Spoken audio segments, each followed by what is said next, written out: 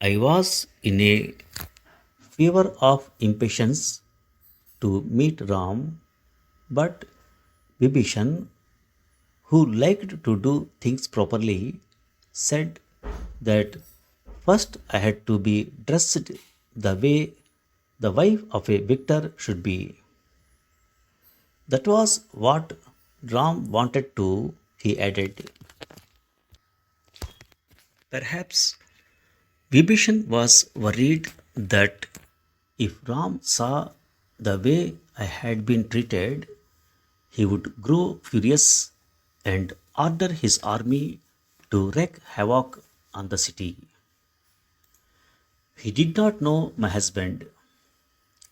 No matter how angry Ram was, he would never let his emotions carry him away from the path of righteousness. I could have insisted on going as I was, but vanity overcame me.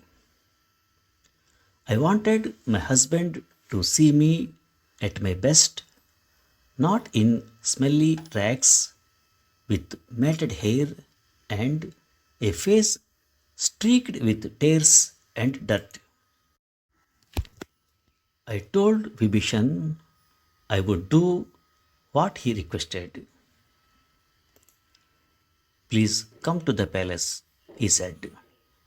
We have prepared the royal quarters for you and Ram, for we all know that without him there would be no victory, and thus he is the real king of Lanka.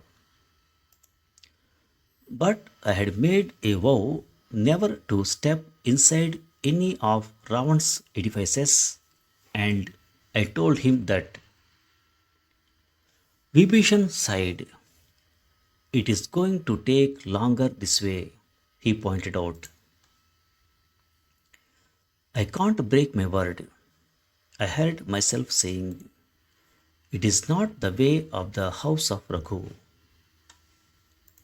The words echoed inside my chest, reminding me of the terrible errors I had made in the past. But this time they felt right.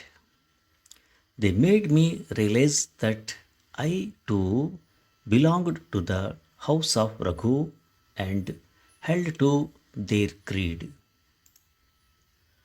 A line of Sarma's waiting women carried all I needed to the Ashoka grove. I allowed them to bathe me in perfume, water, and wash out my hair. I allowed them to oil and braid it with flowers and to dress me in a splendid new vermilion silk colored like the setting sun and even to put gold jewelry on me. Beautiful though they were, the necklaces and bangles that I had grown unused to hung heavy as chains.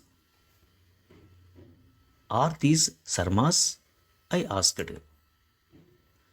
The head attendant shook her head.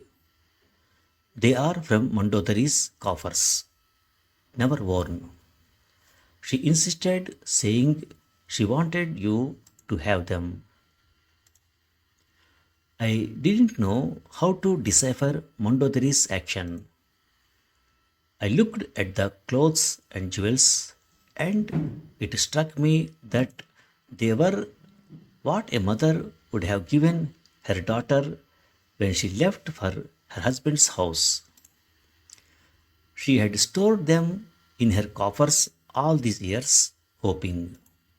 But when the hope came true, or so she believed, it crushed everything else that she had loved. A great pity rose up in me, but there was no time to feel it fully. I stepped into the decorated palanquin, curtains with silk that Vibhishan had readied, and we were on our way. From behind the curtains, I was surprised to see that the bearers were taking me towards the gates of Lanka, away from the gold domed buildings where Ravan had held his court. Where are we going? I asked Vibhishan. To the seashore, he said. Ram wants to meet you there before he enters the city.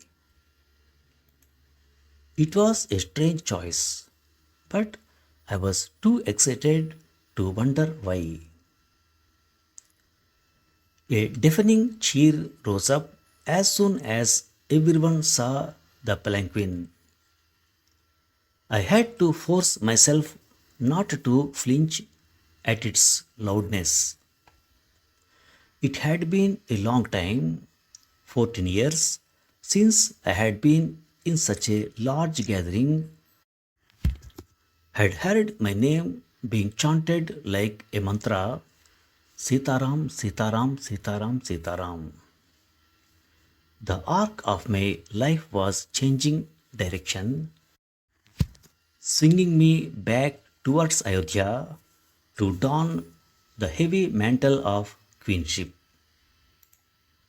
I said to myself, with Ram by my side, I will surely handle everything perfectly.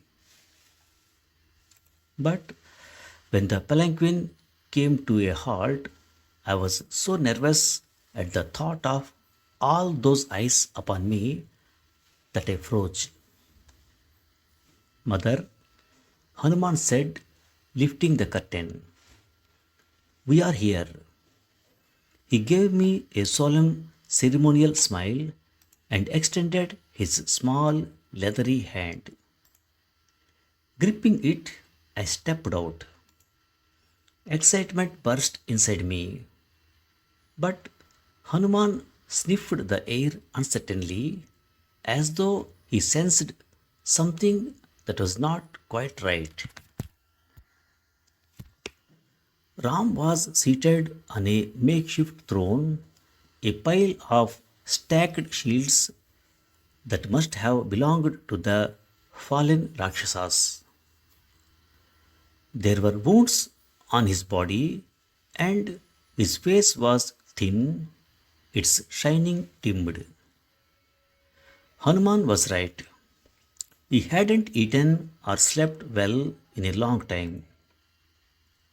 How much my husband had suffered for my sake. It made me feel at once sad and guilty, but also precious. Beside him stood Lakshman, holding his bow and arrow in readiness, guarding his brother as always. I saw the great scar on his chest where Ravan's spear had struck him and felt a guilty pang. I was ashamed to look into his face, for I remembered the evil insults I had shouted at him in my desperation on our last day together. Could I ever apologize enough for my behavior? But Lakshman smiled at me with genuine delight and bowed, joining his palms in respect. In his magnanimity, he had forgiven me.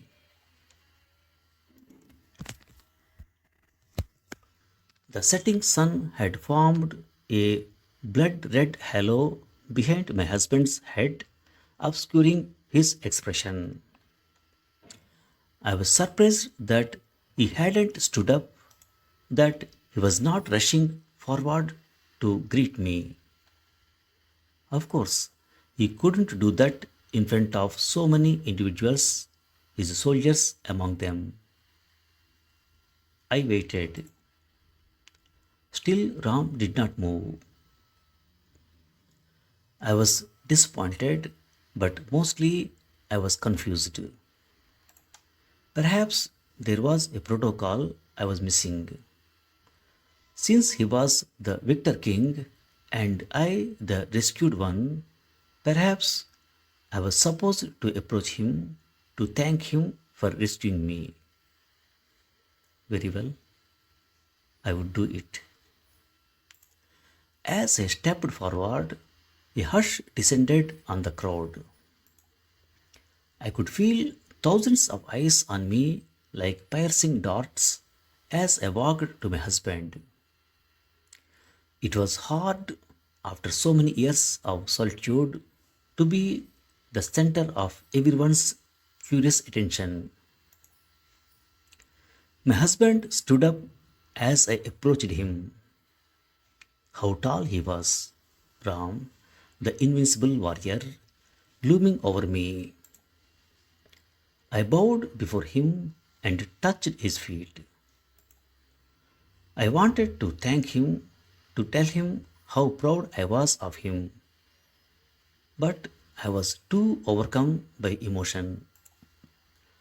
When he looked up, there was a deep and tortured tenderness in his eyes.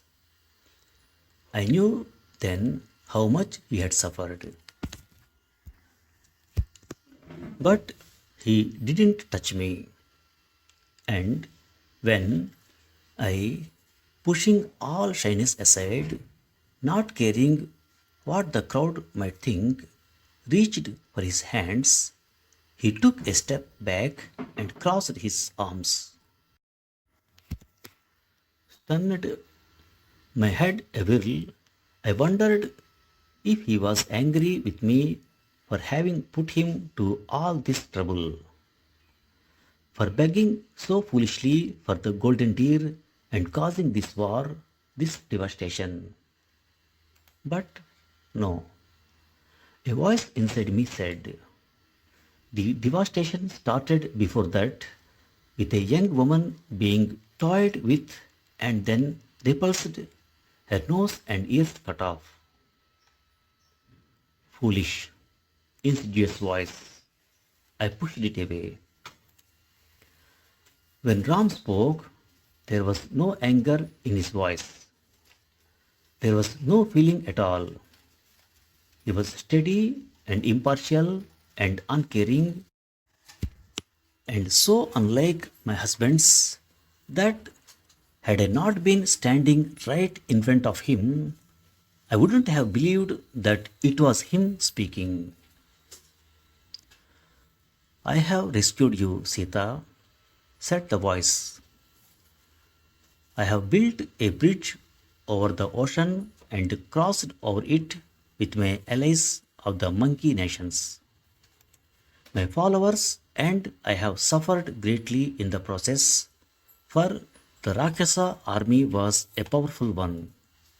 Now we have slain Ravan and set you free. Here ends my duty to you and my responsibility. Go where you will to live out the rest of your days. I stared at him uncomprehending. Had the yells of the crowd impaired my understanding? Perhaps the fact that I hadn't eaten for so long was making me dizzy and confused. Surely Ram couldn't have spoken the cruel words I thought I heard. What do you mean? I finally managed to say. It was my duty to rescue you, Sita, Ram repeated patiently, as though speaking to a child. But I cannot take you back to Ayodhya with me. Ravan abducted you from my home. You have lived in his palace for a year now. Who knows what kind of relationship you have had with him? I interrupted him, my voice shaking with fury. Is that the trust you have in me and in my love for you? Is that what you think of my virtue? Well, then, check with the inhabitants of the palace or ask Hanuman who saw me in the depths of my sorrow. I never set foot inside Ravan's palace. I never responded to him, no matter how much he threatened or cajoled. I refused to eat or drink a grain of food or even a drop of water so that I would not be beholden to him in any way. Until today, when I was asked by Vibhishan to follow court protocol, I wore only tree bark and didn't even comb my hair. What you say may well be true. The man who was no longer my beloved Ram said in his iron voice. But your words are not proof enough. Not for the citizens of Ayodhya.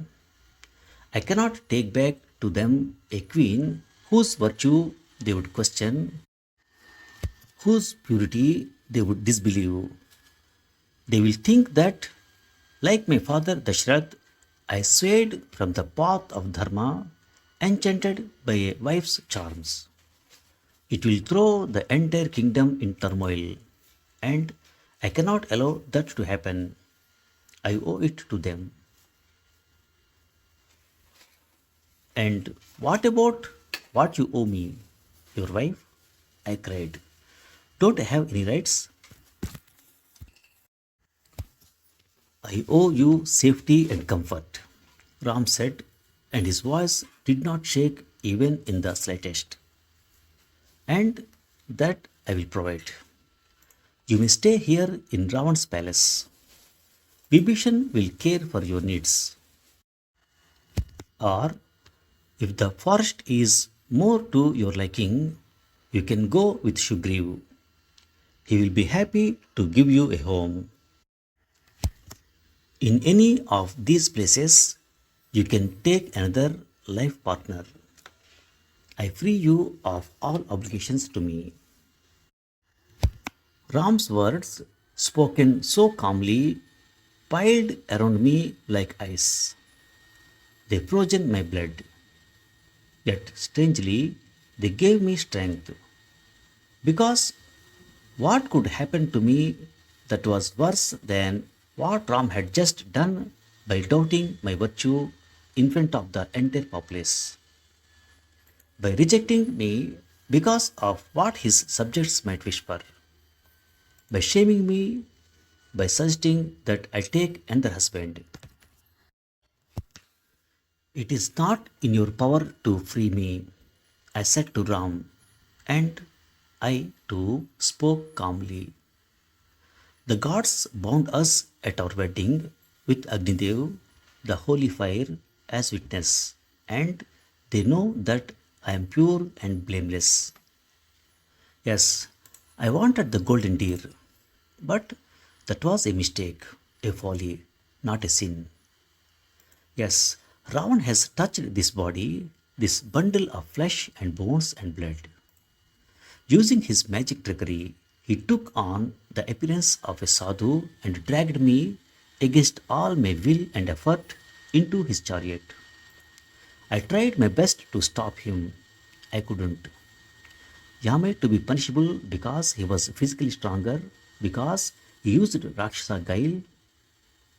If you reject me now, word will travel all across Bharatvarsha, and men everywhere will feel that they too can reject a wife who has been abducted or even been touched against her will.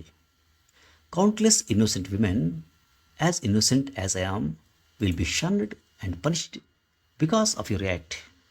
Is that dharma? Is that what you want? Ram looked stonily ahead as though he hadn't heard me. Ravan stole me away forcibly, I continued. But even he did not insult me as you have done here today. He respected me enough to not violate my body, and over my mind he never had control. But you, you have violated my heart, which I had given to you in love. I paused, though I knew it was foolish to hope. Ram continued to stare at the horizon. The deepest pain of my heart, which I had buried for him, did not seem to touch him. There was no point in saying anything more to him. I turned to Lakshman and said, Dearest brother in law, I ask your pardon for all the cruel words I said to you. I did not mean any of them. I said them only so that you would go to your brother's aid. I know, Lakshman replied. I forgave you long ago. I knew you spoke only out of love for Ram. He lifted his face and looked into my eyes for the first time since we were banished. And I saw that he was weeping. He too hadn't expected Ram to behave in this way. But he couldn't save me. We both knew that. I wanted to sink into the ground, to become one with the earth, from whose womb King Janak had once lifted me up with such a hope and love. Surely his heart and the heart of my mother Sunaina would have shattered into a million pieces if they had known how Ram, into whose hands they had given me, was treating me. Goddess, I thought in my shame and desperation, what shall I do now? Where shall I go? Then, in the dark hopelessness of my heart, a thought flashed like a fire.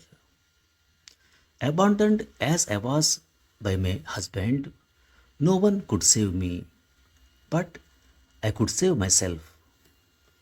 Love and happiness might not be in my control, but at least my dignity still remained mine. I might not be able to have the life I wanted, but I could choose the manner of my death. Thus, I made my decision. Brother in law, I must ask you to do one last thing for me. I said to Lakshman, build me a fire. There is nothing left for me on this earth now that my husband, whom I love more than my own self, who has been in my heart and in my prayers every single day since I was taken by Ravan, has shamed and rejected me so cruelly, for no fault of my own, in front of this entire assembly. Therefore, I have decided to end my life today. Lakshman tried to stop me, and so did Vibhishan. Hanuman fell at my feet and beseeched me not to take this terrible course. They even called Sarma from the palace to reason with me. But the one person who could have swayed me stood still as a mountain crag. Behind the mask of kingship he had donned, I thought I saw pain in his eyes. I thought they brimmed with tears. But he said nothing. Since no one would assist me, I began to gather pieces of wood from the battleground myself, pulling them from destroyed chariots or broken arrows. Their jagged edges bit into my hands, making me bleed, but I went on. When they saw that I wouldn't be deterred, Lakshman and Hanuman helped me, weeping all the while. Soon there was a huge pile of wood in front of me. I asked for a brand and lit the fire. The flames leaped up avidly, taller than the treetops, taller than Ravan's palace. Heat blizzard my skin, burnt away my eyebrows. While everyone stared in horror or cried out to stop me, everyone except my husband, I stepped into the blaze. Later, the bards would sing of the miracle that occurred. Agni, the fire god himself, appeared and declared my innocence, putting my hand into Ram's as though this was our second wedding. And Ram, who had fallen to the ground, crazed with grief, once I had disappeared into the flames, embraced me, whispering apologies, begging my understanding. The virtue of the Queen of Ayodhya has to be above all suspicion. You see how important that is, don't you, my dearest? He said, his voice full of entreaty. And now you have proved it in a way that can never be questioned. And I nestled against his chest after our long separation, dazed yet triumphant as the gods rained celestial flowers upon us, and roar upon roar of jubilation rose from the crowd around us, focused only on his dear, familiar heartbeat. Sitaram, Sitaram, Sitaram. Here is one thing, the terrible, maddening pain that engulfed my entire body when I entered the fire. I had to use every shred of willpower to keep myself from running out screaming. The anguish with which I prayed for death to release me. The anger I felt that I, who was innocent, should be made to suffer in this way. My agony was timeless. I don't know, in terms of human measurement, how long it lasted. But I do know this. In that agonizing trial, I was transformed. Perhaps that was why I had to endure pain, because true transformation can only happen in the crucible of suffering. All impurities fall away from gold only when it is heated to melting. By the time the gods intervened, I was no longer just the Sita of old, daughter of the earth, strong and silent, patient and deep, forbearing and forgiving. I was something else too. The fire god himself acknowledged this change. Daughter, he called me. Yes, I was now Sita, daughter of fire. But I didn't know yet what this meant. Thanks for listening.